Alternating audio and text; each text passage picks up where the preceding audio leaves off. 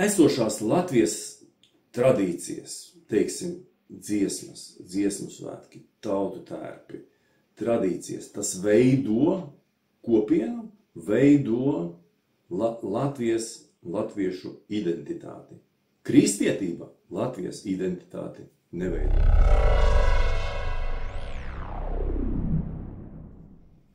Sveiki! Šodien es gribēju izrunāt vienu tādu tēmu, kas bieži vien Bībelē parādās, un varbūt viņa netiek tā izskatīta no tās kritiskās puses. Bieži Bībelē ir tādi momenti, kad Dievs soda visus, soda tautu, kaut kādu, varbūt, dažu cilvēku dēļ, vai arī, teiksim, vairākuma dēļ. Un kā jūs domājat, vai tas ir atbilst mīloša Dieva kā tēlam, ja tiek sodīti nevis indivīdi, bet vesela, teiksim, grupa vai tauta dažu individu dēļ? Tātad atskatīsimies tie, kas varbūt mazāk zina par tām lietām, kā tad īstenībā tiek Dievs parādīts reliģijā, sevišķi kristietībā. Tātad pirmām kārtām viņš tiek parādīts kā visu zinošs, visu varens un visur esošs. Tas nozīmē, viņš zina visu, pirms tas notiks. Viņš visu var izdarīt vai pamainīt jebkurā brīdī, un viņš ir visur vienlaicīgi. Viņš ir gan telpā, gan ārpus telpas, viņš ir visur. Tas ir svarīgi, lai saprastu, kā darbojās, teiksim, tā saucamā teoloģija un Bībeles mēģinājumi skaidrot dažādas sarežģītas vietas Bībelē. Ja? Tātad viņš zina visu. Lai izskaidrotu par viszinošu Dievu, es savu galvā biju iedomājies tādu lietu, ka, iedomājieties, sākumā nav nekāda, kā saka, visuma nekā. Un Dievs vienā dienā, kā saka, es nosaucu to par vienā brīdī izdomā, ka vajadzētu kaut ko radīt. Ja? Un viņš tas savu tā kā to nospēlē scenāriju priekšā, tā kā videokaseti vai tā kā DVD disku vai nalga ko. Viņš tādī redz gan savu darbību, gan arī tavu darbību, gan brīvās gribas darbību. Viņš redz, kā tas viss izspēlēsies. Un tad viņš paņem, balstoties uz savu, kā saka, viszinošo, izvēlās vienu no variantiem. Ja? Tātad šī pasaule, ko viņš radījis, pēc teoloģijas uzskata, ir tas labākais variants, ko Dievs visā savā viziņā ir radījis. Viņam varēja būt visādi citi varianti. Viņš varēja radīt cilvēkus bez brīvās gribas, viņš varēja radīt cilvēkus tikai un vienīgi, kā saka, robotus, vienkārši kā dzīvnieciņus, kā saka, ja, un varēja vispār neradīt neko. Tāpēc tā izvēle, kas šeit ir, to, ko mēs apkārt redzam, kā tas viss notiek mūsdienās, ir Dieva izvēle. Ne tava, Dieva. Jo viņš iepriekš visu scenāriju zina. Jā, viņš redz arī, kā viņš tur nāk un palīdz svētē, viņš redz tur, kā Kristus bija vai nebija, kā saka, viņš to visu redz un izdara lēmumu to darīt. Ja? Un tagad paskatīsimies vēl uz vienu lietu, kā tiek attiecīgi šī viszinošajā, visur esošajā, visvarenajā plānā, kā Dievs darbojās, tas ir viņš to iepriekš zina, ka viņš tā darīs to visu, tas viss ir zināms, un viņš tagad akceptē to plānu, kā saka, aktivizē, un viņš darbojas pēc tā plāna. Ja? Viņam ir mērķis zināms, gala rezultāts zināms, viss ir izskaidrots. Ja? Un tagad skatieties, pirmām kārtām, kā tiek sodīts cilvēks. Ja? Burtiski pašā Bībeles sākumā, kad tiek radīts Ādams un Ieva, pirmais, es uzskatu, netaisnīgs variants ir nosaukt, teiksim, nosauksim to par vainas uzmešanu visai cilvēcei. Ādams un Ieva, labi, teiksim, viņi tur sagrēkoja vēl ko, bet to visu tā kā sanāk manto, un reliģijā saka, kā saka teoloģijā, jā, mēs esam visi grēcīgi, tāpēc, ka Ādams un Ieva.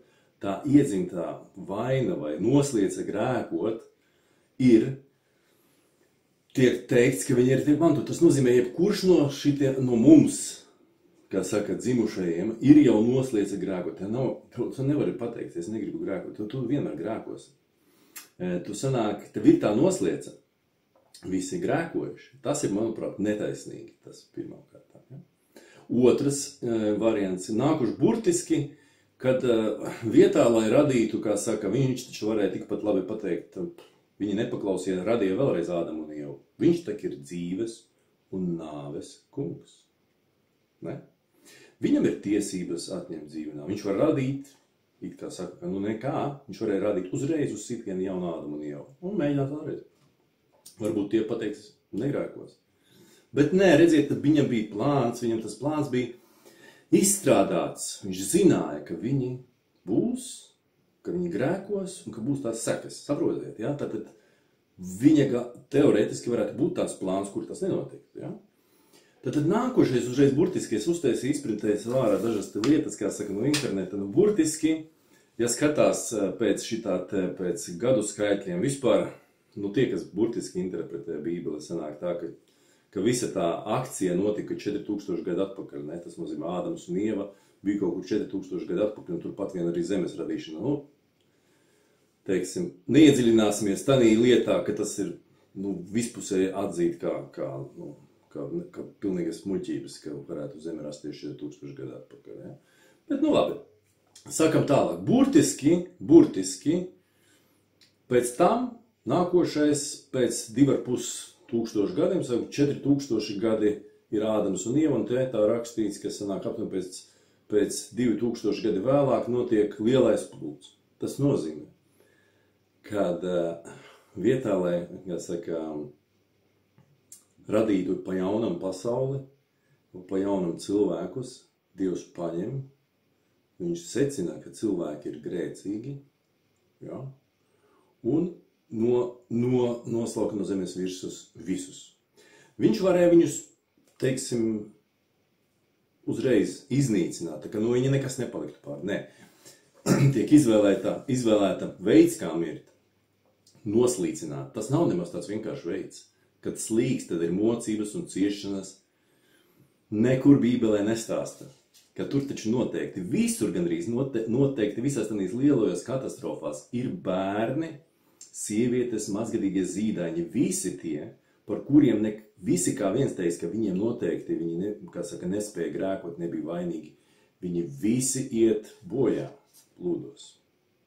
Dievs attaisno, ir nāves un dzīvības pavēlnieks, tāpēc, kad viņš slīcina, teiksim, plūdos zīdaiņus un nevainīgus cilvēkus, atstāja tikai vienu ģimeni, un turklāt viņš zina, viņš precīzi zina Dievs, ka pēc plūdiem cilvēki atkal viņš sodīs viņus. Ja? Viņš zina, ka viņš sodīs, būs tā saucamās, kas zina stāstu par Sodomu un Gomoru, viņš atkal viņus sodīs, ja? Atkal veselu pilsētu vai divas pilsētas sodīs, un ka viņi neatgriezīsies. Saprotiet, tad sanāk, ka tas viņa plāns, viņš tīri var, ja lasīt to Bībeli, viņš sanāk, ka viņš nezina, ka Dievs parādīs, ka viņš nezina, kāds ir viņa tas gala rezultāts, kāds būs tas nākošais efekts, kad viņš dara. Viņš mēģina viņus sodīt, tie atkal neklausa, tie tur aiziet prom, viņš atkal mēģina viņus sodīt, viņš uzvedās tā, kā viņš nezinātu savu, kā būtu. Kaut gan Bībelē ir bieži vien parādīts, ir tādi teksti, ka viņš, ka parādīts, ka viņš ir viszinošs. Ja? Tāpēc tas ir, plus es gribēju šī video uzsvērt, uz kāda pamata būtu, kas saka, tādu tiesu piespriest visiem par dažu cilvēku, vai pat arī vairākumu cilvēku. Kāpēc tiem pārējiem būtu jāiet bojā bērniem un tā tālāk? It sevišķi, ka tu esi Dievs. Sevišķi, ja tu esi Dievs un tu vari katru individuāli notiesāt. Katru individuāli pie sevis pasaukt. Viņam sirds apstājās pukstēt, viņam uzauga kaut kāds vēzis, vēl kaut kas, viņš aizgāja. Vienkārši tas ir Dieva ziņā. Kāpēc visus uzreiz? Tas ir plūdi. Un tagad pie nākošais, kā saka, ko es gribēju apstāties pie viena vietas, pazīstamas tas te par Sodomu un Gomoru, kur rakstīts, ka bija divas, īsumā pateiksim, divas izlaidīgas pilsētas, kur pārsvarā bija geji, ja? Tur aptuveni tāda doma ir. Tur bija Ābrahams, no Ābrahamam pateica, ka to pilsētu, un Dievs, viņš runā ar Ābrahamu, viņš saka, es viņu iznīcināšu. Ābrahams tā, tur rādīts, diskutē, ja tu atradīsi 50 labus cilvēkus, tad tu viņu varbūt neiznīcināsi.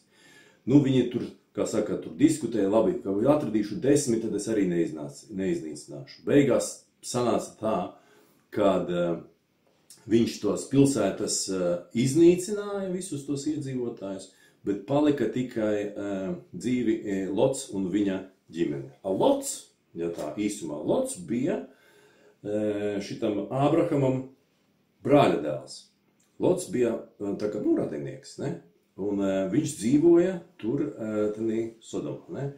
Un tagad sanāk tā, ka pie viņiem nāca ciemos eņģeļi, īsumā stāstu, viņam sāka eņģeļi, kas izskatījās kā smuki vīrieši, un viņi palika pie Lota mājās pa nakti, ja? Un tur pie durvīm sāka lausties iekšā vietējie iedzīvotāji, kas bija kaut kādi perverti, laikam, geji un visi pārējie, un gribēja tos smukos eņģeļus, kā saka, seksuālām izvirtībām sadabūt. Ko dara Lots? Viņš saka, ņemiet manas divas meitas. Tas tāds viens no variantiem, es teikšu, kas arī nebūtu labākajā gaismā būtu attēlots, ka tev dod savas meitas, ka tu varētu lūgt, ka, teiksim, Dieva palīdzību vai aizsardzību vai kaut kā savādāk, tu uzreiz pirmais, ko tu dari, ņemiet manas divas meitas.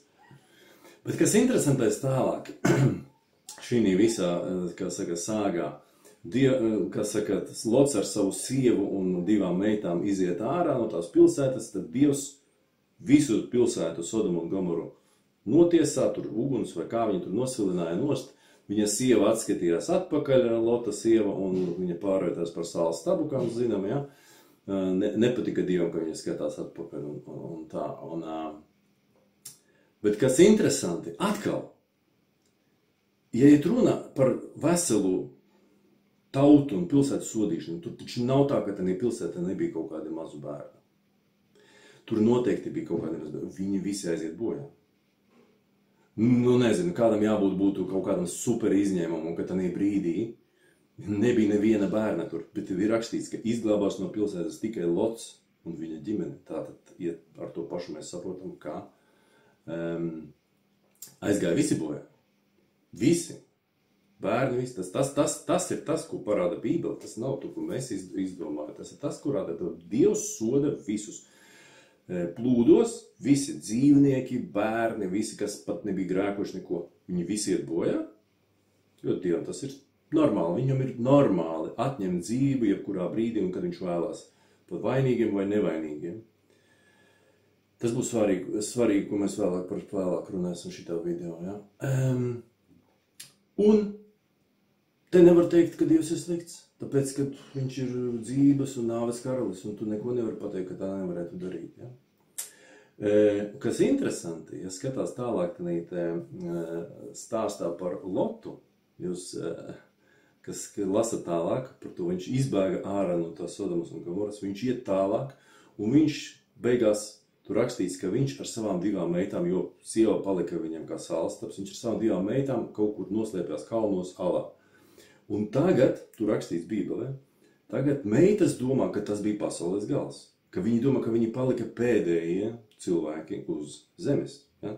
Tā arī tādā vidē tas viss Bībeles notikumi tiek saprasti. Bija plūdi, visi aizgāja bojā. Un tagad Lota tās meitas, viņas saprot, ka visi aizgāja bojā. Dievs visus notiesāja, ne? Un ko viņi dara? Tās divas meitas, ko viņš gribētu dot sākumā tiem, kā saka, tiem gejiem un izvarotājiem, viņas piedzirda savu tēvu. Un 2 naktis pēc kārtas guļ ar savu tēvu, un katra no viņām paliek stāvoklī, jo viņi gribēja, lai būtu turpinājums cilvēku, kā saka, ciltī, ja? Tur Dievs nevarēja iejaukties. Tas bija, redziet kā, tur Dievs nevarēja atnāk kādu eņģeli atsūtīt, pateikt, nevajag gulēt ar savu tēvu, nevajag viņu piedzirdīt, tas nebūtu pareizi. Tur Dieva nav, tur eņģeļu nav. Tur viņu... Man tas jautājums par tām morāles standartiem, tām meitenēm, tur godīgi sakot. kā tur tas viss, bet, nu, vispār tas tāda gulēšana, kā saka, un vairošanās starp tiem te radiniekiem, tur Bībelē non-stop sanāk. Ādams un Ieva, viņi savā starpā, tur citu cilvēku it kā nebija, viņi savā starpā tur laikam, vairojās un brālēns ar māsīcām, tāpat arī pēc Noasa plūdiem, arī tur viena ģimene tikai atkal visi savā starpā čupojās. Un tad tagad sanāk, ka šitas arī padomāja, ka sanāk, ka viņa Lota meitas padomāja, ka vajadzētu vairoties, tāpēc, ka neviena cita nav. Eņģelis neiejaucas, tas nav svarīgi, tas nav. Kas interesanti, ka viņa paliek stāvoklī, par ko es mēģinu pateikt, ka viņa paliek stāvoklī, un te ir divas, vecākā meita paliek stāvoklī, un viņa ir dēls Moabs. No viņas izveidojās vēlāk Bībelē sanāk, no viņas izaug ārā Moabīti. Ja? Un jaunākajai meitai piedzimst dēls Ben-Ami. Un tālāk viņa sanāk, ka no viņas izveidojās cilts, kas saucas Amonīti.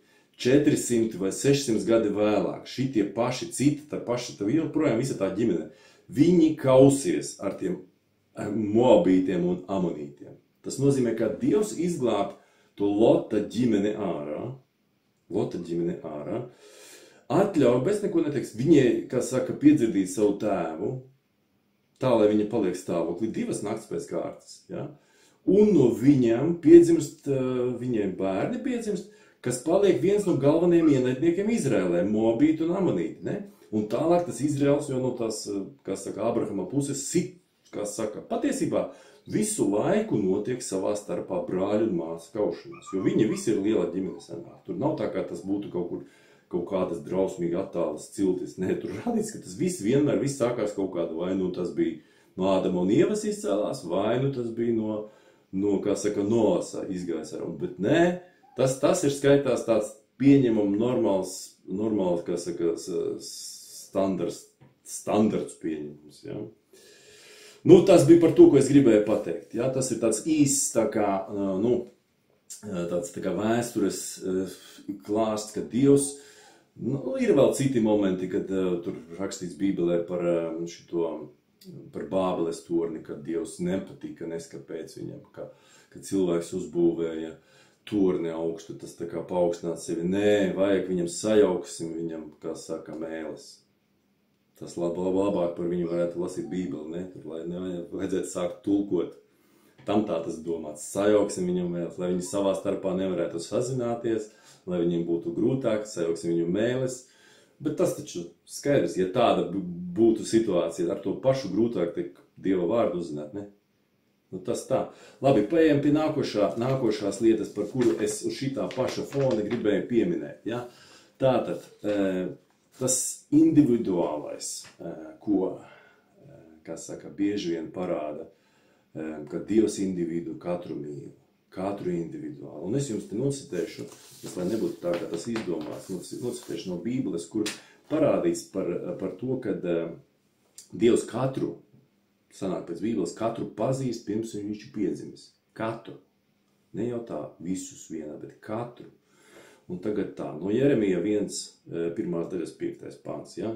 Pirms es tevi radīju mātes miesās, es tevi jau pazinu, un pirms tu piedzimi no mātes miesām, es tevi svētīju un tevi izredzēju par pravieti tautām. Tas ir arguments, ka viņš viņu pazīst jau pirms pašas radīšanas, viņš zina, kāds viņš būs un tā tālāk. Tātad psalmi, 139. psalms, tā, jo tu radīji manas īkstis, tu mani veidoji un piešķīri man ķermeni manas mātes miesās. Es tev pateicos, ka es esmu tik brīnišķi radīts, brīnišķi ir tavi darbi, mana dvēsele to labi zina. Manas būtnes veidojums tev nebija apslēpts, kad es slepenībā tapu radīts, zemes dziļumos veidots. Redziet, kā te rakstīts, manas būtnes veidojums tev nebija apslēpts. Viņš zināja to, ne?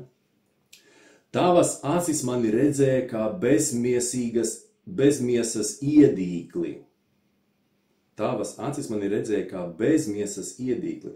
Un tavā grāmatā bija rakstītas visas manas dienas.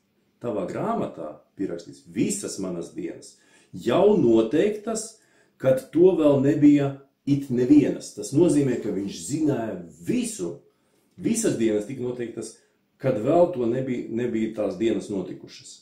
Tas ir parāda par to, no kurienes tiek runāts, ka Dievs ir viszinošs un kā saka, ar to pašu visspēcīgs un tā tālāk. Ja? Un mēs varam to situāciju attiecīgi pāriet uz nākošo tagad punktu, uz mūsdienām. Ja? Nu, skatieties, kā tas ir. Kā tad mūsdienās ir? Ja ņemsim to pašus karus un tā tālāk. Katru reizi, kad tu redzi kaut kādu vardarbību, kad iet runa par kaut kāda veida krīt raķetes lejā, kaut kāda izvarošana ir, tas viss notiek Dievā. Dievs ir klātesošs. Viņā tas notiek. Visas lodes, raķetes, izvarošanas, slepkavības. Viss notiek Dievā. Dievam, pēc teoloģijas, viņš ir nāves un dzīves valdnieks. Jebkurā brīdī viņš var tam kas dara vardarbību, apstādināt sirdi. Viņš viņam var pateikt, viss, tev pietiek. Bet tā nenotiek. Tas ar to pašu, visi, kas sūdzās, kristieši sevišķi, ka tas ir nepareizi darīt, tas ir vislabākais plāns. Dievs to ir uztaisījis. Viņš ir izvēlējis to plānu. Viņš zina, kā tu rīkosies. Viņš varēja citu kaseti ielikt iekšā pirms radīšanas. Viņš varēja pateikt, ka cilvēku vispār nebūs. Viņš varēja pateikt, ka tur to konkrētu citu cilvēku nebūs. Viņš varēja pateikt, ka tur, teiksim, Putina nebūs vai vēl kaut kā. Viņš to visu varēja. Viņš negribēja. Kāpēc? Viņš var jebkuru no visiem, jebkuru cilvēku apstādināt. Jebkuru. Tas viss notiek viņā. Un tas, kas saka, ka tas ir viss, kas notiek, ir tikai un vienīgi, kā saka, cilvēka brīvā griba, tiesu piespriež Dievs, ne? Teiksim, Bībelē rāda, kad, cilvēki tur grēkoja, Dievs viņu notiesāja. Kā tas šeit? Vai tas nav tas pats? Ja kāds dara pāri otram, Dievs ir tiesīgs viņu tiesāt, pareizi, pēc Bībeles. Tiesāt uz vietas vai pēc tam vienalga kā. Un tas jau ir Dieva ziņā. Tāpēc nevajag to uztaisīt, ka pilnīgi besi ārā šitas te Jēzus ar aitiņu uz rokām, ziniet, stāv šitā te, jā. Un turpat blakus kādu, kā saka, izvarot, tur zaldāts vai kas. Par kādu bullshitu jūs runājat? Pilnīgs bullshits. Vai nu, otrs variants. Tad izbeidziet runāt par elli. Tad visam, kas te notiek, ir jābūt perfektām beigām. Visi tie, kas tika nosisti, izvarot un tā tālāk, viņš ir tik labs Dievs, ka viņi visi nokļūst debesīs. Viņiem visiem ir atalgojums. Vienalga kuram, vienalga kādam maitam, visiem Staļiniem, Puķiniem, visiem ir atalgojums debesīs, pēc ka visi ir izredzēti. Viņš ir izredzēts. Saprotiet, tas sanāk, ka visi Hitleri, visi viņi bija izredzēti mātes miesās. Kā jūs to labāk pateikt? Vai nu sanāk akceptēt to, ka tas viss ir ārkārtīgi mistērisks Dieva plāns un skatīties ar to, ka viss būs okidoki? Vai nu pateikt, ka tā ir muļķības? Problēma, ar ko es tādī visā redzu, kad tautai vai valstī būs, kā saka, varbūt kāda smagāka diena, ja? Ka kristieši ies un nokļūt baznīcā. Ies un tas tā kā jēra uz nokaušanu. Vietā, lai tu, teiksim, ja vajadzētu aizstāvēt valsti, ietvaru ieroci iekšā un aizstāvētu savu valsti. Tādī galā stāvēs kaut kādi pareizticīgie, svētīs tos tankus atkal, ziniet, tie mūsējie kristieši. Tie mūsējie kristieši, viņi tupēs baznīcā un lūksies uz to pašu Dievu. Tie tur ies uz priekšu. Tamai problēma, ka ja tā uzskata uz to lietu, tad saprašana par to, kas notiek pasaulē, ir korumpēta. saprašana par to, kas konkrētā situācijā būtu jādara, ir korumpēta. Tev tiek atņemta, kas saka, iespēja darboties pareizi dotajā situācijā. Hobā uz ceļiem, baznīcā, ieslēgsieties. Dievs palīdzēs. Tas ir aptuveni tā, līdzīgi salīdzināt varētu tā. Tev konstatē kādu smagu slimību, un tu saki, es labāk palūkšos, neiešu pie ārsta. Tas ir no tās pašas scenārija. Tad citi teiks, Dievs darbojas ar ārstiem. Jā, tāpēc tomēr ir jādara praktiskas lietas, un kā saka, tā ticība, kad ir pārdebiskais spēks, ka viņš nāks lejā un palīdzēt, viņš citreiz var traucēt konkrētām rīcībām, darbībām dzīvē. Teiksim, kaut vai pastāvēt par savu viedokli, par savu valsti. Kaut vai tik daudz. Vēl ko es kā trešo punktu gribēju iejaukt iekšā šī tēmā. Bieži vien tiek teikts, ka kristīgās vērtības iznīcina, teiksim, ka kristīgās vērtības ir pārākas par citu, un kad, teiksim, latviešu nacionālās, teiksim, tradīcijas ir tas, kas ir slikts, tā ir elgdievība un tā tālāk. Uz tā balstoties uz tā, ko es iepriekš saku, kad ir maz pamatota ticība kristīgajam dievam, ka viņš varētu būt, kad esošās Latvijas tradīcijas, teiksim, dziesmu svētki, tautu tērpi, tradīcijas, tas veido kopienu, veido latviešu identitāti. Kristietība Latvijas identitāti neveido. Kristietībā man viņš asociēs vairāk ar globālismu. Kristietība tika uzspiesta virsū uz esošajām tradīcijām. Vai tās tradīcijas ir patiesas, kas ir, teiksim, Latvijā esoši, tur pērkons dievs? Jūs domājat, ka viņi nopietni tic, ka pērkons ir dievs? Nē. Tāpēc rietumos bieži vien ir runa, ka drīzākais, kā nākotne kristietībai, ir sekulāra kristietība. Ka kristietība sekularizēsies tik tālu, ka viņa būs vide, kur cilvēki nāks, saprastami, ka tas neatbilst taisnībai, kā tur ir, bet tāpēc, ka tā kristietība veido vidi, atbalsta vietu, komunikācijas vietu, labas noskaņojuma vietu, tā būs tāda vide, kur turpinās eksistēt. Bet labi saprastami, ka tas nav līdz galam patiesība, ka tur varētu būt kļūdas un tā tālāk. Tas ir precīzi tas pats, ko dara arī mūsdienās, teiksim, mūsu, teiksim, folklora par, kā saka, par lāčplēšiem un tā tālāk. Tas tas cilvēkiem ir vajadzīgs identificēties ar kaut ko. Tāpēc es personīgi uzskatu, ka Latvijā tieši vairāk vajadzīgs tas, kā saka, senās kultūras un tradīcijas. Ja? Viņi nesmuki sauc kristieši viņu par pagāniem. Tās ir mūsu saknes. Ja? Dejas, folklora, dziesma, sapulcēšanās momenti, kad mēs sapulcējamies kaut kādas dziesmu svētki, kaut kādi zvejnieku svētki. Vēl tādas vietas, kas saka, identificē mūs. Kristietība mēģina identificēt mūs ar kaut kur augšā, kaut kas tāds, kas Dievs kaut kur tālu, nezinu kur. Tas ir savādāk.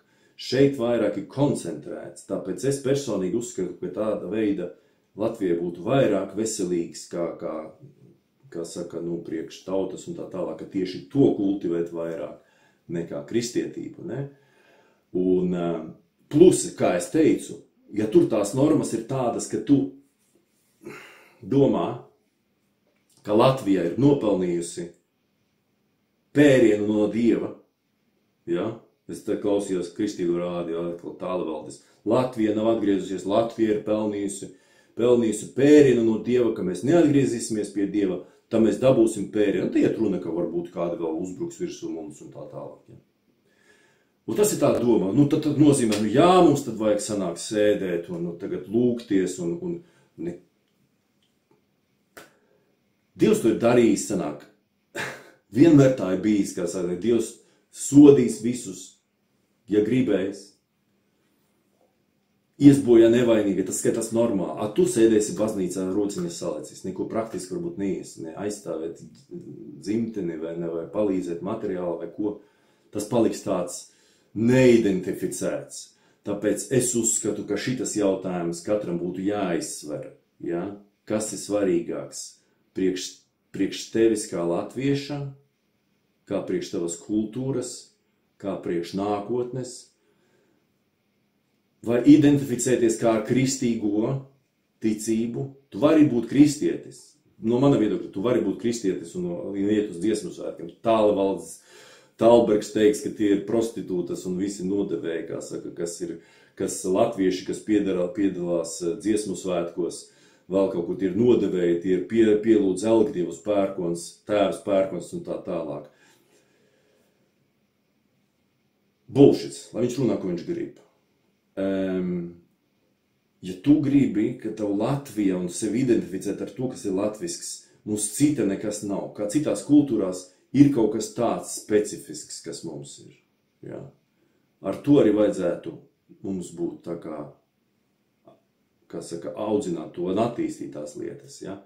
Tāpēc tas man liekas svarīgi. Cits pārējais, kā saka, tu vari ticēt arī paralēli Dievam augstākai būtnē, tas ir tavā ziņā, bet nonicināt to latvisko pusi, teikt, ka tas ir slikts, ka tas ir pagānisms, ka to vajadzētu iznīcināt, kristietība jūs darat slikti, jūs kristieši tā nerunā. Tāpēc, ka es esmu pārliecināts, ka tā ir muļķība. Katrai tautai ir kaut kas unikāls. Neskatoties uz savu ticību, tomēr ir unikāls, un to unikāli nevajadzētu pazaudēt. Lai kā tas tomēr ir svarīgi. Katrā ziņā paldies.